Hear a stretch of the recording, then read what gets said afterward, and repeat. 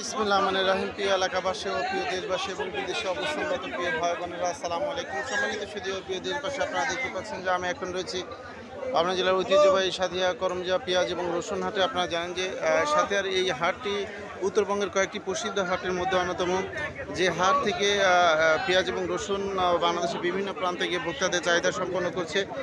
যাই হোক, আজকে আমরা জানবো যে সাথিয়া করমজা হাটে পেঁয়াজ এবং রসুনের সর্বোচ্চ পাইকারি বাজার কত হচ্ছে। আমরা সরাসরি এখন কৃষকের কাছে চলে যাচ্ছি। ভাই আসসালামু আলাইকুম। আজকে পেঁয়াজের বাজার কত করে যাচ্ছে ভাই? আজকে পেঁয়াজের বাজার উপর বাজার 2800,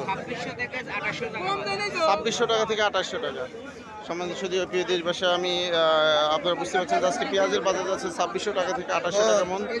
এ পর্যায়ে আমরা সরাসরি জানবো যে রসুনের বাজার কত আছে। আসসালামু আলাইকুম ভাই, আজ রসুনের বাজার কত আছে?